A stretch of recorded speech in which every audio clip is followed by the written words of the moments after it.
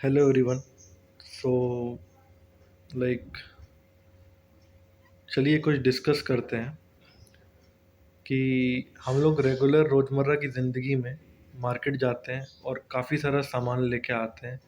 Plastic की बोतलें, biscuit के पैकेट, राशन, सरफ़ का पैकेट, कोई बैग, उसकी पैकिंग। और हम क्या करते हैं, बिस्किट खाया, पैकेट डस्टबिन में डाल दिया। मे बी आटा निकाला, डस्टबिन में डाल दिया। सरफ़ का पैकेट, सरफ़ अपने डब्बों में रख के डस्टबिन में डाल दी।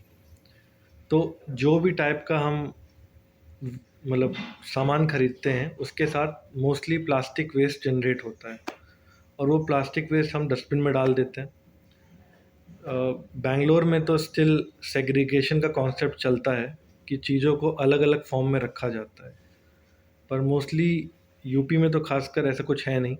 सब लोग एक ही डस्टबिन में सब कुछ डाल देते हैं और फिर फाइनली उन ब्लैक कलर की पन्नियों में, और बाद में यही सामान पूरा भरता रहता है। जब एक दो दिन में डस्टबिन भर जाता है तो बाहर कूड़े वाली गाड़ी आती है, उसमें डाल के सब लोग दे देते हैं। फिर वो गाड़ी वाला मिक्स कूड़ा लेके जाता है, सब्जी भी उसी में मिक्स है, प्लास्टिक भी उसी में मिक्स है, मेडिसिनल वेस्ट भी है, मतलब दवाइयों के छिलके ये सब भी हैं, कभी कभी कांच भी उसमें डल जाता है। फिर उसके बाद वो लोग भी या तो इसको कहीं डंप कर देते हैं ज़मीन में, या जहाँ जहाँ कूड़ों के स्पॉट होते हैं वहीं जाके डाल देते हैं, और बस सब मिक्स कूड़ा वहाँ पड़ा रहता है। फिर कबाड़ वाले या रिसाइकलिंग वाले वहाँ आके इसको सेग्रीगेट करते हैं, और उसके बाद ये शायद प्लांट्स पे जाता होगा या अपने ज़मीन में चला जाता होगा। और सेम वे कूड़ा फेंकने की जो हमारी आदत है कि भाई कहीं भी कूड़ा फेंक दिया, इसको बदलने की ज़रूरत है। प्रॉब्लम्स तो हम खुद ही देखते हैं कि क्या होती हैं, और जो पर्सनली एडमायर की हुई बातें हैं वो ये हैं कि रोड्स गंदे रहते हैं। कई बार ये तो कॉमन ही चीज़ है कि यूपी में लोग अपने यहाँ सब्जी कूड़ा मिक्स पॉलीथीन रखी, बाहर घर के रखी है, कुत्ता आया कोई, उसने खोल दिया या रखी है तो गाय खा रही है, और गाय भी पॉलीथीन समेत ही खाना खा जाती है, और पॉलीथीन उसके पेट में चली जाएगी और प्रॉब्लम कर देगी। तो ये हम ही तो कर रहे हैं ना, हम ही तो उनका लाइफ डिफ़िकल्ट बना रहे हैं ना।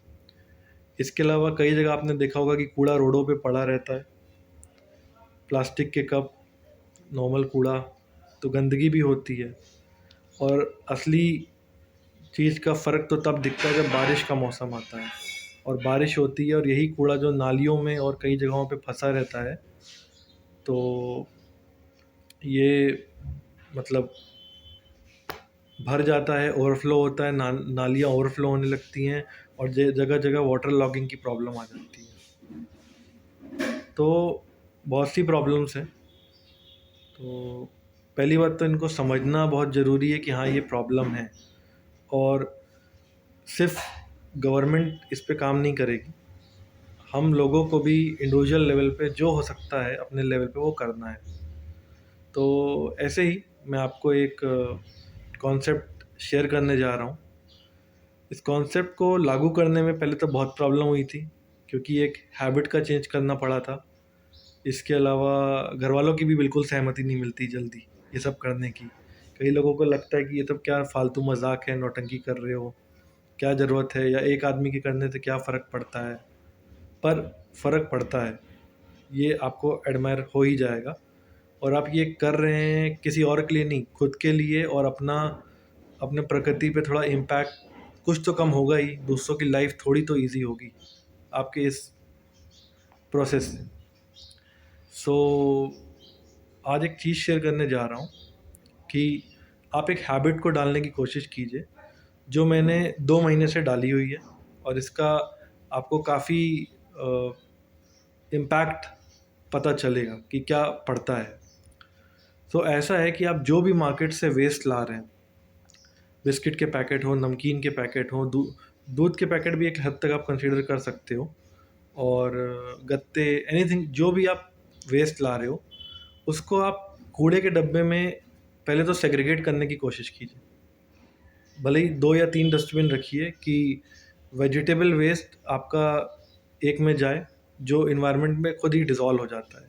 पेपर कार्डबोर्ड वेस्ट आप एक में डालिए, ग्लास वेस्ट में भी एक में डालिए, और प्लास्टिक वेस्ट एक में डालिए। मेन फॉर टाइम बिंग हम फोकस कर रहे हैं प्लास्टिक वेस्ट। तो हमें इसका कंजम्पशन भी रिड्यूस करना है और इसका वेस्टेज में ये कम जाए, उस पर भी थोड़ा सा काम करना है। तो कैसे कर सकते हैं कि सबसे पहले आप प्लास्टिक को सेग्रीगेट कीजिए। टाइमली बहुत से सॉल्यूशंस मैं आपको बताऊंगा। ऑन फर्स्ट मैं खुद टेस्ट करूंगा, तभी आप तक पहुंचाऊंगा। तो एक सॉल्यूशन मैं आपको बताता हूँ जो नेट पे मैंने देखा था, कि आप ऐसा कीजिए कि जो भी आप प्लास्टिक वेस्ट जनरेट कर रहे हैं, आप उसको एक कार्डबोर्ड में, पहले आप प्लास्टिक वेस्ट लीजिए, जैसे बिस्किट लाए तो प्रॉपरली उसको कट किया, बिस्किट के पैकेट को, बिस्किट्स निकाले और उस रैपर को अपने पास आपने रख लिया। कभी कुरकुरे, चिप्स, लेस, ये सब तो बहुत ही आता है आजकल, तो ये सब आप लाए तो आप प्रॉपरली उसको कट कीजिए, खाइए, और उस रैपर को आप धुल के तार पे सुखा लीजिए। तो यही सबसे पहली प्रॉब्लम आदमी फेस करता है कि आदत है कि खाया फेंका।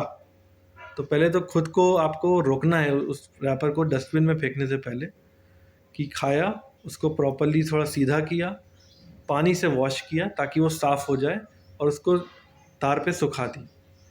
सुखाने के बाद आप उसको जब सूख जाए तो उसको आप एक बैग में स्टोर करते रहिए, एक कार्डबोर्ड में। और जब वो भर जाएगा आपका कार्डबोर्ड, तो अभी मैं आपको दिखाऊंगा कि 2 महीने से हमने प्लास्टिक वेस्ट को एक हद तक डस्टबिन में नहीं डाला है, आप ऐसा मानिए।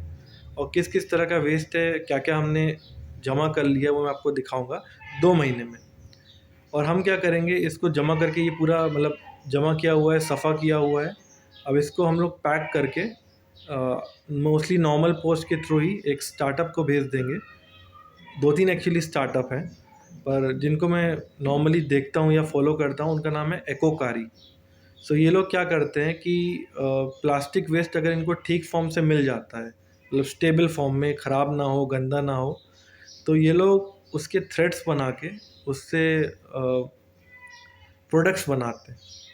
लाइक आई थिंक फैब्रिक के साथ मिक्स करके, प्लास्टिक फैब्रिक के साथ मिक्स करके, जैसे कि आपका हो गया bags, tote bags, maybe diary covers, passport covers, wallets, आपका की रिंग, और बहुत से प्रोडक्ट्स बनाते हैं। तो आप एकोकारी की वेबसाइट पे जाके चेक कर सकते हैं कि ये क्या प्रोडक्ट्स बनाते हैं। I think they are based out of Pune. और आप इनको डोनेट भी कर सकते हैं, like actually we are donating plastic. तो आप इनके सेंटर्स पे जाके भी डोनेट कर सकते हैं, और नहीं तो आप इनको वही पोस्ट से भी भेज सकते हैं ना, प्रॉपर फॉर्मेट। तो इसमें सब मेहनत आपकी ही लग रही है एक्चुअली। फर्स्ट ऑफ ऑल मतलब कूड़ा भी आप ही ला रहे हो, उसको साफ़ भी आप ही कर रहे हो, सुखा भी आप ही रहे हो, एक जगह एक्यूमुलेट भी आप ही कर रहे हो, और बाद में आप ठीक से उसको रख के आप उसको पैक करके भेजोगे भी आप, आपको रिटर्न में कोई कोरियर चार्जेस भी नहीं मिलेंगे। इसलिए नॉर्मल पोस्ट से ही भेजना बेहतर है। और फिर ये लोग आपके प्रोडक्ट से अच्छे प्रोडक्ट्स बनाएंगे और अपनी वेबसाइट पे सेल करने के लिए डाल देंगे। सो एनीवेज, ये कहते यही हैं कि it's a donation in kind. आप ये करके उनके लिए बिजनेस में हेल्प कर रहे हो, अपने लिए ये बोल दो आप कि आप इन्वायरमेंट में थोड़ा सा प्लास्टिक वेस्ट कम भेज रहे हो। तो ऐसा है। अब मैं आपको दिखाता हूँ कि हमने किस टाइप का वेस्ट जनरेट किया है और कितना वेस्ट जनरेट किया है इस टाइम में।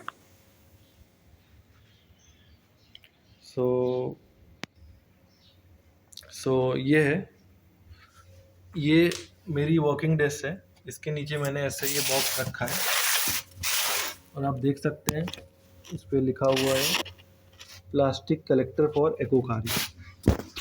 सो अभी मैं दिखाता हूँ आपको कि हमने 2 महीने में एक्चुअली कितना वेस्ट बचा लिया है और किस टाइप का वेस्ट। सो ये देखिए, ये हमारा वेस्ट बॉक्स है। अब इसमें देखते हैं कितने तरह का वेस्ट हमने एक्यूमुलेट कर लिया है लगभग 2 महीने में। तो ये तो प्लास्टिक के बैग्स हैं जो आप अमेज़ॉन से देखते हैं। इसके अलावा नॉर्मल ये जो पॉलीथीन्स हैं, प्लास्टिक पॉलीथीन्स, इसके अलावा ये ब्रेड का पैकेट, ये बेसन, ये नमकीन का पैकेट। सो ये सब जो मोस्ट पैकेट हैं वो हम लोग क्या कर देते हैं कि हम लोग फेंक देते हैं, राइट। हमें क्या फ़र्क पड़ता है, फेंक दो। लेकिन आप अगर इन्हें प्रॉपर फॉर्म में स्टोर करके उन्हें भेजें तो ये आपका मतलब अच्छा ही होगा। कि आप सोचिए, आपने इतना सारा प्लास्टिक वेस्ट नहीं भेजा है, अभी आपने इतना सारा प्लास्टिक वेस्ट बचा लिया जो आप कूड़े में डालने वाले थे, और ये ना किसी गाय के पेट में गया, ना इससे कोई नाली ब्लॉक हुई, और बेसिकली रिसाइकलिंग बच गई। और इसमें मेहनत तो लगती है, मतलब पहले तो खुद को ही समझाना पड़ता है और एक हैबिट डालनी पड़ती है, और इसमें फैमिली का सपोर्ट बहुत चाहिए। क्योंकि ऐसा नहीं कि आप कर रहे हो और आपके फैमिली मेम्बर्स तो सारा कूड़ा फेंकते ही जा रहे हैं, तो इनकेस वो नहीं होगा तो दिक्कत काफ़ी आएगी आपको। और अब ये सब हम भेज देंगे तो इससे मतलब होप करते हैं कि इसका अच्छा ही इस्तेमाल हो। और अब चलिए फटाफट, बहुत तरह का वेस्ट है, अब सबको सेग्रीगेट करते हैं, फिर आपको दिखाते हैं।